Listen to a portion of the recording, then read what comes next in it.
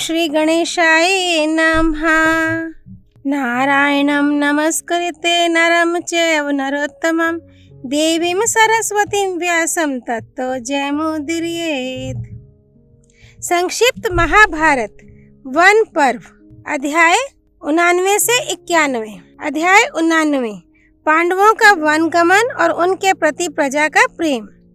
जन्मेजय ने पूछा, महर्षि, दुरात्मा दुर्योधन, दुशासन आदि ने अपने मंत्रियों की सहायता से कपट द्यूत में पांडवों को जीत लिया। इतना ही नहीं, उन्होंने वैर भाव बढ़ाने के लिए भला बुरा भी कहा। तदनंतर मेरे पूर्वज पांडवों ने इस विपत्ति में पड़कर किस प्रकार अपना समय बिताया, उनके साथ वन में कौन कौन गए, वे वन में कैसा बर्ताव करते थे, क्या भोजन करते थे और कहाँ रहते थे, वन में उनके 12 वर्ष किस प्रकार व्यतीत हुए, परम सौभाग्यवती सत्यवादिनी राजकुमारी द्रौपदी ने किस प्रकार वन के दुखों को सहा। आप इन सब बातों का वर्णन करके मेरी उत्कंठा शांत कीजिए। वैशंपायन जी ने कहा, जन्मेजय, महात्मा पांडव दुरात्मा दुर्योधन आदि के दुर्व्यवहार से दुखित और क्रोधित होकर अपने अस्त्र शस्त्र और रानी द्रौपदी के साथ हस्तिनापुर से निकल पड़े। वे हस्तिनापुर के वर्धमानपुर के सामने वाले द्वार से निकलकर उत्तर की ओर चले। इंद्रसेन आदि 14 सेवक भी अपनी स्त्रियों के साथ शीघ्रगामी रथों पर सवार होकर उनके पीछे पीछे चले। जब हस्तिनापुर की जनता को यह बात मालूम हुई तो उसके दुख का पारावार न रहा। सब लोग शोक से व्याकुल होकर इकट्ठे हुए और निर्भयता के साथ भीष्म पितामह, आचार्य द्रोण आदि की निंदा करने लगे। वे आपस में कहने लगे, दुरात्मा दुर्योधन शकुनी आदि की सहायता से राज्य करना चाहता है। इसके राज्य में हमारा वंश, प्राचीन सदाचार और घर द्वार भी सुरक्षित रहेंगे, इसकी आशा नहीं है। राजा पापी हो और उसके सहायक भी पापी हो तो भला कुल मर्यादा, आचार, धर्म और अर्थ कैसे रह सकते हैं, और उनके ना रहने पर सुख की तो आशा ही क्या हो सकती है। दुर्योधन एक तो अपने गुरुजनों से द्वेष करता है, दूसरे वंश की मर्यादा और अपने सुहृद संबंधियों को भी त्याग चुका है। ऐसे अर्थ लोलुप, घमंडी और क्रूर के शासन में इस पृथ्वी का ही सर्वनाश निश्चित है। आओ हम सब वहीं चलकर रहें जहां हमारे प्यारे महात्मा पांडव जाते हैं। वे दयालु, जितेंद्रिय, यशस्वी और धर्मनिष्ठ हैं। हस्तिनापुर की जनता इस प्रकार आपस में विचार करके वहां से चल पड़ी और पांडवों के पास जाकर बड़ी नम्रता से हाथ जोड़ कहने लगी, पांडवों, आप लोगों का कल्याण हो। आप लोग हमें हस्तिनापुर में दुख भोगने के लिए छोड़कर स्वयं कहाँ जा रहे हैं। आप लोग जहाँ जाएंगे वहीं हम भी चलेंगे। जब से हमें यह बात मालूम हुई है कि दुर्योधन आदि ने बड़ी निर्दयता से कपट द्यूत में हराकर आप लोगों को वनवासी बना दिया है, तब से हम लोग बहुत भयभीत हो गए हैं। हमें ऐसी अवस्था में छोड़कर जाना उचित नहीं है। हम आपके सेवक, प्रेमी और हितैषी हैं। कहीं दुरात्मा दुर्योधन के कुराजे में हमारा सर्वनाश ना हो जाए। आप जानते ही हैं कि दुष्ट पुरुषों के साथ रहने में क्या क्या हानियां हैं और सत्पुरुषों के साथ रहने में क्या क्या लाभ हैं। जैसे सुगंधित पुष्पों के संसर्ग से जल, तिल और स्थान सुगंधित हो जाते हैं, वैसे ही मनुष्य भी भले बुरे के संग के अनुसार भला बुरा हो जाता है। दुष्टों के संग से मोह की वृद्धि होती है और सत्पुरुषों के साथ से धर्म की। इसलिए बुद्धिमान पुरुषों को चाहिए कि ज्ञानी, वृद्ध, दयालु, शांत, जितेंद्रिय और तपस्वी पुरुषों का ही संग करें। कुलीन, विद्वान एवं धर्मपरायण पुरुषों की सेवा और उनका सत्संग शास्त्रों के स्वाध्याय से भी बढ़कर है। पापी पुरुषों के दर्शन, स्पर्श, वार्तालाप करने से तथा उनके साथ बैठने से धर्म और सदाचार का नाश हो जाता है और उन्नति के स्थान पर अवनति होती है। नीचों के संग से मनुष्यों की बुद्धि नष्ट होती है और सत्पुरुषों के संग से वह उन्नत हो जाती है। पांडवों, जगत के गुप्त से गुप्त और श्रेष्ठ महात्माओं ने मनुष्य के अभ्युदय और निःश्रेयस के लिए जिन गुणों की आवश्यकता बतलाई है, लोक व्यवहार में जिन वेदोक्त आचरणों की आवश्यकता है, वे सब के सब आप लोगों में विद्यमान हैं। इसलिए आप जैसे सत्पुरुषों के साथ ही हम लोग रहना चाहते हैं, क्योंकि इसी में हमारा कल्याण है। प्रजा की बात सुनकर धर्मराज युधिष्ठिर ने कहा, मेरे पूजनीय और आदरणीय ब्राह्मण आदि प्रजाजन, वास्तव में हम लोगों में कोई गुण नहीं है, फिर भी आप लोग स्नेह और दया के वश होकर हम में गुण देख रहे हैं और उसका वर्णन कर रहे हैं। यह बड़े सौभाग्य की बात है। मैं अपने भाइयों के साथ आप लोगों से प्रार्थना करता हूँ, आप अपने प्रेम और कृपा से हमारी बात स्वीकार करें। इस समय हस्तिनापुर में पितामह भीष्म, राजा धृतराष्ट्र, महात्मा विदुर, हमारी माता कुंती और गांधारी तथा हमारे सभी सगे संबंधी सुहृद निवास कर रहे हैं। जैसे हमारे लिए आप लोग दुखी हो रहे हैं, वैसे ही उनके हृदय में भी बड़ा शोक, बड़ी वेदना है। आप लोग हमारी प्रसन्नता के लिए वहां लौट जाइए और उनका पालन पोषण और देखरेख कीजिए। आप लोग बहुत दूर तक आ गए, अब आगे ना चलें। मेरे जो स्वजन संबंधी आप लोगों के पास धरोहर के रूप में रखे हुए हैं, उनके साथ प्रेम का व्यवहार करें। मैं आप लोगों से अपने हृदय की सच्ची बात कह रहा हूँ। उन लोगों की रक्षा ही मेरा सबसे बड़ा काम है। आप लोगों के वैसा करने से मुझे बड़ा संतोष होगा और मैं उसे अपना ही सत्कार समझूंगा। जिस समय धर्मराज युधिष्ठिर ने अपनी प्रजा से यह बात कही, उस समय सब लोग बड़े आर्त स्वर से हाय हाय पुकार उठे। पांडवों के गुण, स्वभाव आदि का स्मरण करके उनकी आकुलता की सीमा ना रही और वे इच्छा ना रहने पर भी पांडवों के आग्रह से लौट आए। जब पुरजन लौट गए, तब पांडव रथ पर सवार होकर गंगा तट पर प्रमाण नामक बहुत बड़े बरगद के पास आए।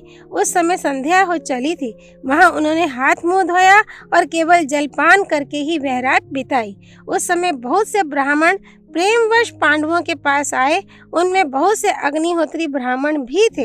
उनकी मंडली में बैठकर पांडवों ने विभिन्न प्रकार की चर्चा करते हुए वह रात बिता दी। अध्याय 90।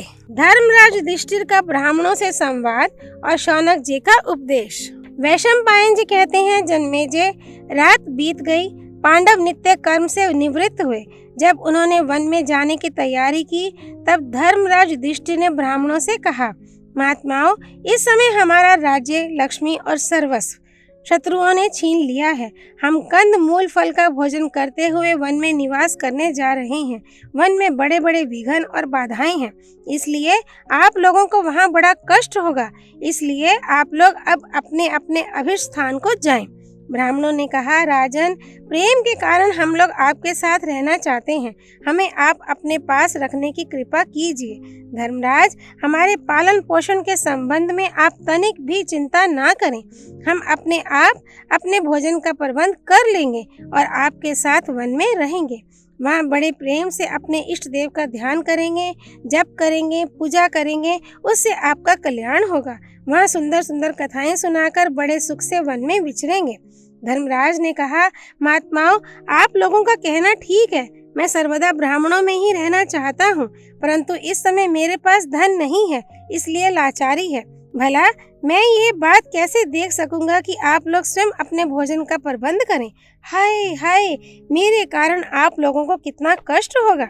जब धर्मराज युधिष्ठिर ने इस प्रकार शोक प्रकट किया और उदास होकर पृथ्वी पर बैठ गए, तब आत्मज्ञानी शौनक ने उनसे कहा, राजन, अज्ञानी मनुष्यों के सामने प्रतिदिन सैकड़ों और हजारों शोक तथा भय के अवसर आया करते हैं, ज्ञानियों के सामने नहीं।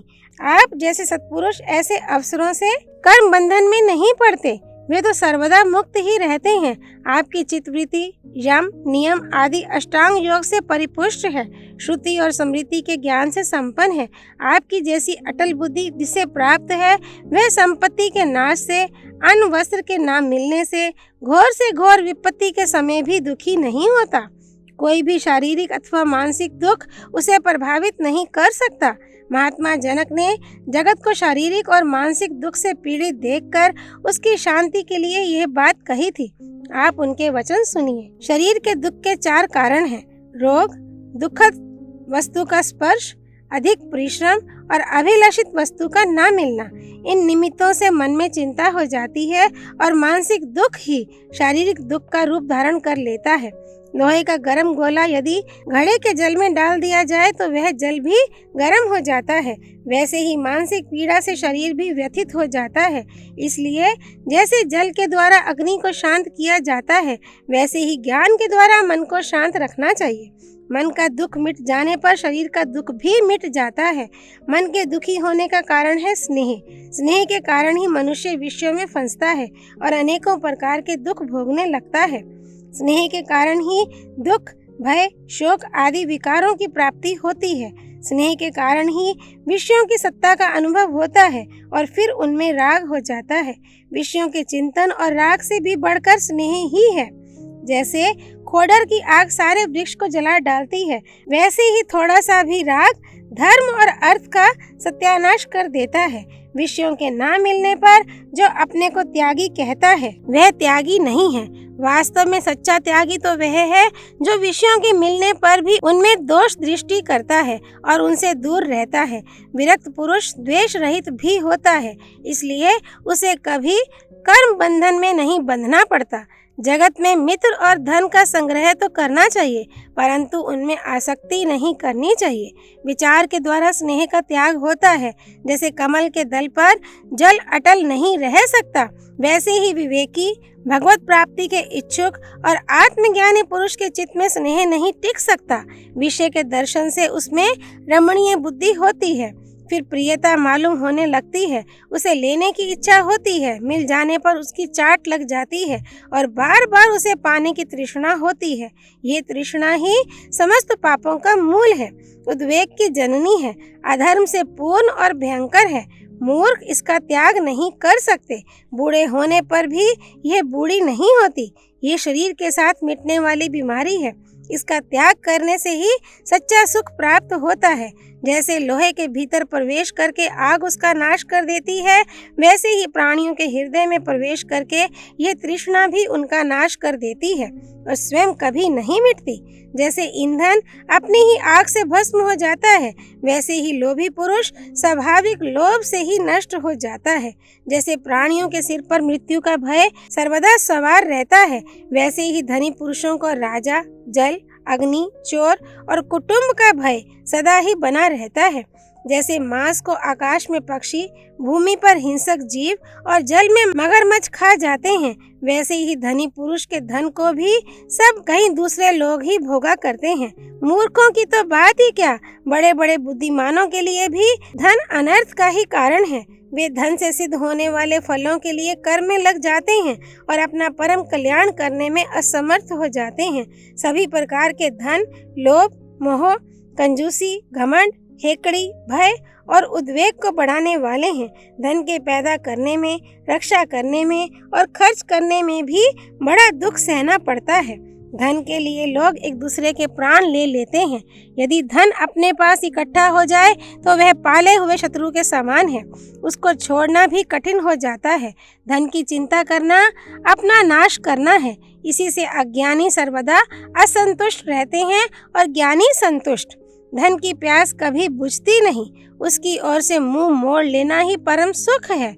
सच्चा संतोष ही परम शांति है। धर्मराज, जवानी, सुंदरता, जीवन रत्नों की राशि, ऐश्वर्य और प्रिय वस्तु तथा व्यक्तियों का समागम सभी अनित्य हैं। बुद्धिमान पुरुष उन्हें कभी नहीं चाहता।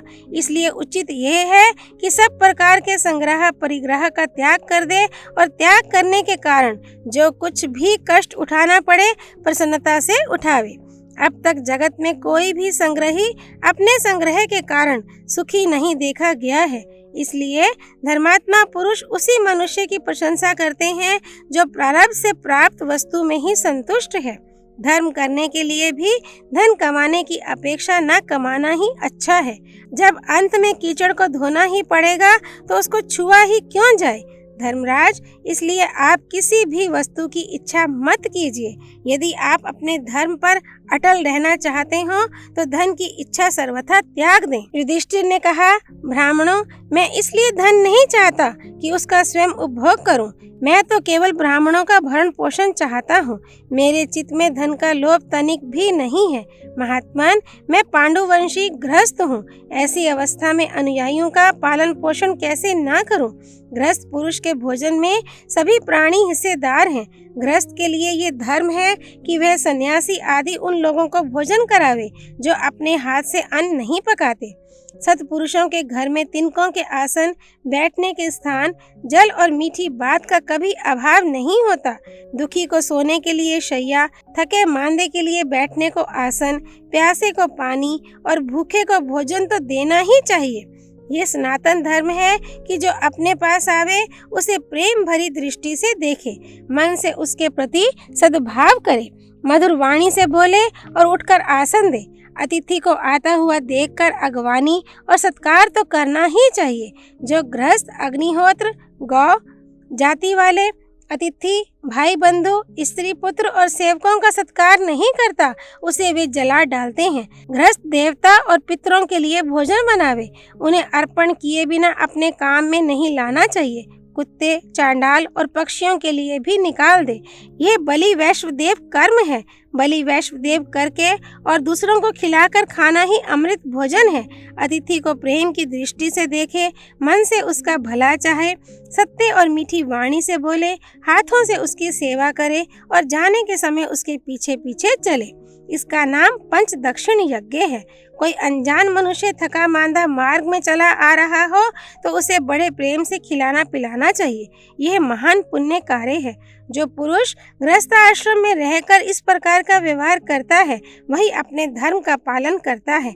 हमारे जैसे गृहस्थ को आप इससे भिन्न धर्म का उपदेश कैसे कर रहे हैं? शौनक जी ने कहा, सचमुच इस जगत की चाल उल्टी है।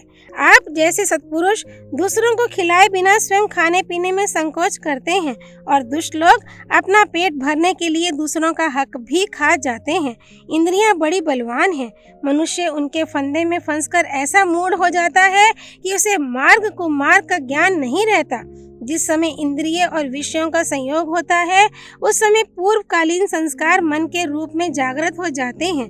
मन जिस इंद्रिय के विषय के पास जाता है उसी को भोगने के लिए उत्सुकता हो जाती है और प्रयत्न भी होने लगता है। संकल्प से कामना उत्पन्न होती है और विषयों का संयोग रहता ही है। इन दोनों से पुरुष विवश हो जाता है और रूप के लोभ से पतंगे के समान आग में गिर पड़ता है। वह अपनी वासना के अनुसार रसनेंद्रिय और जननेंद्रिय के भोगों में इस प्रकार घुल मिल जाता है कि उसे अपने आप की भी याद नहीं रहती। अज्ञान के कारण कामनाएं, कामना पूर्ति होने पर तृष्णा, तृष्णा के कारण अनेकों प्रकार के उचित अनुचित कर्म होने लगते हैं। फिर तो कर्मों के अनुसार अनेक योनियों में भटकना अनिवार्य हो जाता है। ब्रह्मा से लेकर तिनके तक जलचर, थलचर और नभचर प्राणियों में उसे चक्कर काटना पड़ता है। ये गति तो बुद्धिहीन विषयासक्त प्राणियों की होती है। जो लोग अपने श्रेष्ठ कर्तव्य का पालन करते हैं और जगत के चक्कर से मुक्त होना चाहते हैं उन बुद्धिमानों की बात सुनिए। कर्म करो और कर्म छोड़ दो, ये दोनों ही बातें वेदाज्ञा हैं। इसलिए कर्म के अधिकारी वेदाज्ञा समझकर ही कर्म करें और उसका त्याग करने वाले भी वेदाज्ञा समझकर ही उसका त्याग करें। कर्म करने और ना करने का, प्रवृत्ति और निवृत्ति का आग्रह अपनी बुद्धि के अभिमान पर नहीं करना चाहिए। धर्म के 8 मार्ग हैं: यज्ञ, अध्ययन, दान, तपस्या, सत्य, क्षमा, इंद्रिय निग्रह और निर्लोभता। इनमें पहले 4 कर्म रूप हैं और पिछले 4 मनोभाव रूप। इनका अनुष्ठान भी कर्तव्य बुद्धि से अभिमान छोड़कर ही करना चाहिए। जो लोग संसार पर विजय प्राप्त करना चाहते हैं उन्हें भली भांति इन नियमों का पालन करना चाहिए। शुद्ध संकल्प, इंद्रियों पर नियंत्रण, ब्रह्मचर्य, अहिंसा आदि व्रत, गुरुदेव की सेवा, भोजन की शुद्धि और नियमितता, सत्य शास्त्रों का श्रद्धा पूर्वक स्वाध्याय, कर्म फल का परित्याग और चित्त निरोध। इन्हीं नियमों के पालन से बड़े बड़े देवता अपने अपने अधिकार में स्थित हैं। धर्मराज, आप भी इन नियमों और तपस्या के द्वारा ऐसी सिद्धि प्राप्त कीजिए जिससे ब्राह्मणों के भरण पोषण की शक्ति प्राप्त हो जाए। अध्याय 91। पुरोहित धौम्य के आदेशानुसार युधिष्ठिर की सूर्योपासना और अक्षय पात्र की प्राप्ति। वैशंपायन जी कहते हैं, जन्मेजय, शौनक जी का यह उपदेश सुनकर धर्मराज युधिष्ठिर अपने पुरोहित धौम्य के पास आ गए और अपने भाइयों के सामने ही उनसे कहने लगे, भगवान, वेदों के बड़े बड़े पारदर्शी ब्राह्मण मेरे साथ साथ वन में चल रहे हैं। उनके पालन पोषण की मुझ में सामर्थ्य नहीं है। इससे मैं बहुत दुखी हूँ। ना तो मैं उनका पालन पोषण ही कर सकता हूँ और ना ही उन्हें छोड़ ही सकता हूँ। ऐसी परिस्थिति में मुझे क्या करना चाहिए? आप कृपा करके यह बतलाइए। धर्मराज युधिष्ठिर का प्रश्न सुनकर पुरोहित धौम्य ने योग दृष्टि से कुछ समय तक इस विषय पर विचार किया। तदनंतर धर्मराज को संबोधन करके कहा, धर्मराज, सृष्टि के प्रारंभ में जब सभी प्राणी भूख से व्याकुल हो रहे थे, तब भगवान सूर्य ने दया करके पिता के समान अपने किरण करों से पृथ्वी का रस खींचा और फिर दक्षिणायन के समय उसमें प्रवेश किया। इस प्रकार जब उन्होंने क्षेत्र तैयार कर दिया, तब चंद्रमा ने उसमें औषधियों का बीज डाला और उसी के फलस्वरूप अन्न की उत्पत्ति हुई। उसी अन्न से प्राणियों ने अपनी भूख मिटाई। धर्मराज, कहने का तात्पर्य यह है कि सूर्य की कृपा से अन्न उत्पन्न होता है। सूर्य ही समस्त प्राणियों की रक्षा करते हैं, वही सबके पिता हैं। इसलिए तुम भगवान सूर्य की शरण ग्रहण करो और उनके कृपा प्रसाद से ब्राह्मणों का पोषण करो। पुरोहित धौम्य ने धर्मराज को सूर्य की आराधन पद्धति बतलाते हुए कहा, मैं तुम्हें सूर्य के 108 नाम बतलाता हूँ, सावधान होकर श्रवण करो। सूर्य, अर्यमा, भग, त्वष्टा, पूषा, अर्क, सविता, रवि, गवस्तिमान, अच, काल, मृत्यु, धाता, प्रभाकर, पृथ्वी, जल, तेज, वायु, आकाश स्वरूप, सोम, बृहस्पति, शुक्र, बुध, मंगल, इंद्र, विवस्वान, दीप्तांशु, शुचि, सौरी, शनैश्चर, ब्रह्मा, विष्णु, रुद्र, स्कंद, यम, वैद्युत अग्नि, जाठर अग्नि, ऐंधन अग्नि, तेजस्पति, धर्मध्वज, वेदकर्ता, वेदांग, वेदवाहन, सत्य, त्रेता, द्वापर, कली, कला, काष्ठा, मुहूर्त, क्षप्पा, याम, क्षण, संवत्सरकर, अश्वत्थ, कालचक्र, विभवसु, शाश्वत पुरुष, योगी, व्यक्त, अव्यक्त, सनातन, कालाध्यक्ष, प्रजाध्यक्ष, विश्वकर्मा, तमनुद, वरुण, सागर, अंश, जिमूत, जीवन, अरिहा, भूताश्रय, भूतपति, सर्वलोक नमस्कृत, सृष्टा, संवर्तक वाहिन, सर्वादि, अलोलुप, अनंत, कपिल, भानु, कामद, सर्वतोमुख, क्षय, विशाल, वरद, सर्व धातु निषेचिता, मन, सुपर्ण, भूतादि, शीघ्रक, प्राणधारक, धन्वंतरी, धूमकेतु, आदिदेव, अदितिपुत्र, द्वादशात्मा, अरविंदाक्ष, माता पिता पितामह स्वरूप, स्वर्ग द्वार, प्रजा द्वार, मोक्ष द्वार, त्रिविष्टप, देहकर्ता, प्रशांतात्मा, विश्वात्मा, विश्वतोमुख, चराचरात्मा, सूक्ष्मात्मा, मैत्रेय और करुणान्वित। धर्मराज, अमित तेजस्वी एवं कीर्तन करने योग्य भगवान सूर्य के ये 108 नाम हैं। स्वयं ब्रह्मा जी ने इनका वर्णन किया है। इन नामों का उच्चारण करके भगवान सूर्य को इस प्रकार नमस्कार करना चाहिए। समस्त देवता, पितर और यक्ष जिनकी सेवा करते हैं, असुर, राक्षस और सिद्ध जिनकी वंदना करते हैं, तपाए हुए सोने और अग्नि के समान जिनकी कांति है, उन भगवान भास्कर को मैं अपने हित के लिए प्रणाम करता हूँ। जो मनुष्य सूर्योदय के समय एकाग्र होकर इसका पाठ करता है, उसे स्त्री, पुत्र, धन, रत्नों की राशि, पूर्व जन्म का स्मरण, धैर्य और श्रेष्ठ बुद्धि की प्राप्ति होती है। जो मनुष्य पवित्र होकर शुद्ध और एकाग्र मन से भगवान सूर्य की इस स्तुति का पाठ करता है, वह समस्त शोकों से मुक्त होकर अभिष्ट वस्तु प्राप्त करता है। पुरोहित धौम्य की यह बात सुनकर संयमी एवं दृढ़ व्रती धर्मराज ने शास्त्रोक्त सामग्रियों से भगवान सूर्य की आराधना और तपस्या की। वे स्नान करके भगवान सूर्य के सामने खड़े हुए और आचमन, प्राणायाम आदि करके भगवान सूर्य की स्तुति करने लगे। युधिष्ठिर ने कहा, सूर्यदेव, आप सारे जगत के नेत्र हैं, समस्त प्राणियों के आत्मा हैं। आप ही समस्त प्राणियों के मूल कारण और कर्म निष्ठों के सदाचार हैं। सांख्य निष्ठा और योग निष्ठा के उपासक अंत में आपको ही प्राप्त होते हैं। आप मोक्ष के खुले द्वार हैं और मुमुक्षुओं के परम आश्रय हैं। आप ही समस्त लोकों को धारण करते, प्रकाशित करते, पवित्र करते तथा बिना किसी स्वार्थ के पालन करते हैं। अब तक के बड़े बड़े ऋषियों ने आपकी पूजा की है और अब भी वेदज्ञ ब्राह्मण अपने शास्त्रोक्त मंत्रों के द्वारा समय पर आपका उपस्थान करते हैं। सिद्ध, चारण, गंधर्व, यक्ष, गुहेक और पनग आपसे वर प्राप्त करने की अभिलाषा से आपके दिव्य रथ के पीछे पीछे चलते हैं। 33 देवता, विश्वदेव आदि देवगण, उपेंद्र और महेंद्र भी आपकी आराधना से ही सिद्ध हुए हैं। विद्याधर कल्प वृक्ष के पुष्पों से आपकी पूजा करके अपना मनोरथ सफल करते हैं। गुहेक, पितर, देवता, मनुष्य सभी आपकी पूजा करके गौरवान्वित होते हैं। 8 वसु, 49 मरुदगण, 11 रुद्र, साधे गण और वालखिले आदि सभी आपकी आराधना से श्रेष्ठता को प्राप्त हुए हैं। ब्रह्मलोक से लेकर पृथ्वी पर्यंत समस्त लोकों में ऐसा कोई भी प्राणी नहीं जो आपसे बढ़कर हो। यूं तो बहुत बड़े बड़े शक्तिशाली जगत में निवास करते हैं, परंतु आपके प्रभाव और कांति के सामने वे नहीं ठहर सकते। जितने भी ज्योतिर्मय पदार्थ हैं वे सब आपके अंतर्गत हैं। आप समस्त ज्योतियों के स्वामी हैं। सत्य, सत्व और सभी सात्विक भाव आप में ही प्रतिष्ठित हैं। भगवान विष्णु जिस चक्र के द्वारा असुरों का घमंड चूर्ण करते हैं वह आपके ही अंश से बना हुआ है। आप ग्रीष्म ऋतु में अपनी किरणों से समस्त औषधि, रस और प्राणियों का तेज खींच लेते हैं और वर्षा ऋतु में लौटा देते हैं। वर्षा ऋतु में आपकी ही बहुत सी किरणें तपती हैं, जलाती हैं और गरजती हैं। वे ही बिजली बनकर चमकती हैं और बादलों के रूप में बरसती भी हैं।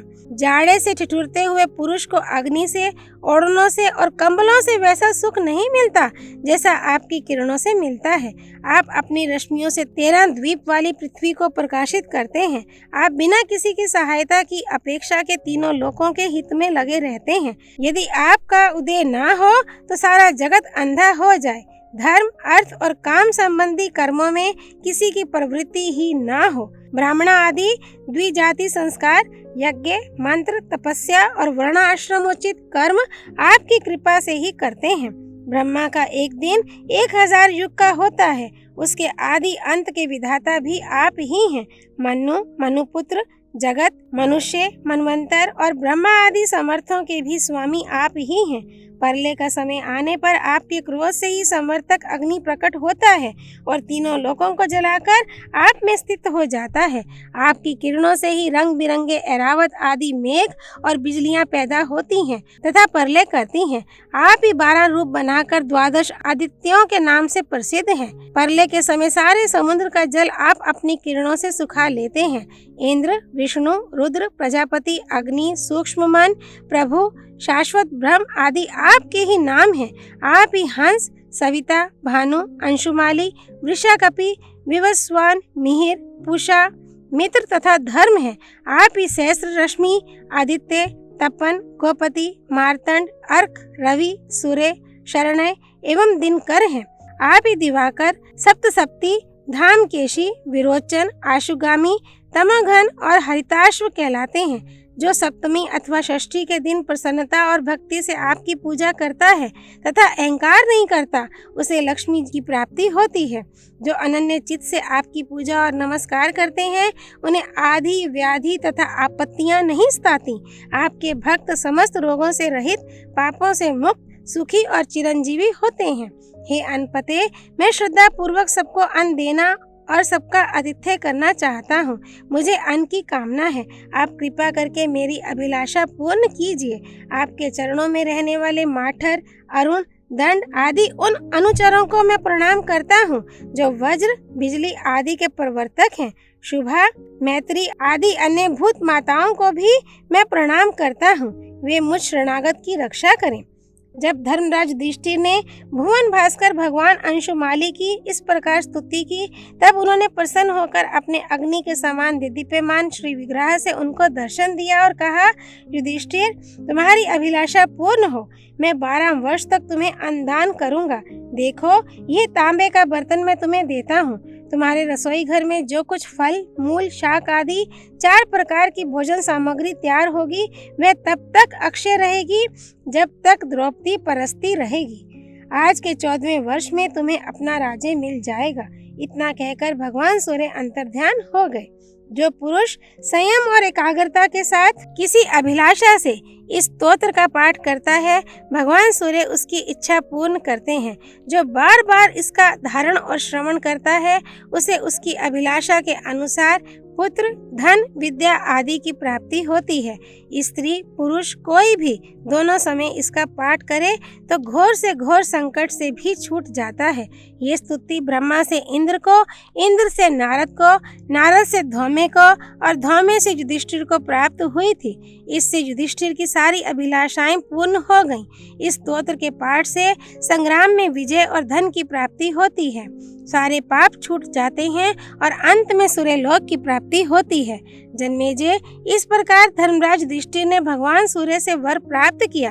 तदनंतर जल से बाहर निकलकर पुरोहित धौम्य के चरण पकड़ लिए और भाइयों का आलिंगन किया। तदनंतर वह पात्र द्रौपदी को दे दिया। रसोई तैयार हुई। थोड़ा सा पकाया हुआ अन्न भी उस पात्र के प्रभाव से बढ़ जाता और अक्षय हो जाता। उसी से धर्मराज युधिष्ठिर ब्राह्मणों को भोजन कराने लगे। धर्मराज युधिष्ठिर ब्राह्मणों के भोजन के पश्चात भाइयों को खिलाकर तब यज्ञ से बचे हुए अमृत के समान अन्न का भोजन करते। युधिष्ठिर के बाद द्रौपदी भोजन करती, तब उस पात्र का अन्न समाप्त हो जाता। इस प्रकार युधिष्ठिर भगवान सूर्य से अक्षय पात्र प्राप्त करके ब्राह्मणों की अभिलाषा पूर्ण करने लगे। पर्वों पर यज्ञ होने लगे। कुछ दिनों के बाद उन्होंने सबके साथ काम्यक वन की यात्रा की। ओम तत्सत। नारायण स्वरूप भगवान श्री कृष्ण की जय। भगवती सरस्वती जी की जय। भगवान व्यास परम ऋषि श्री कृष्ण द्वैपायन की जय। श्री हरि अर्पणमस्तु।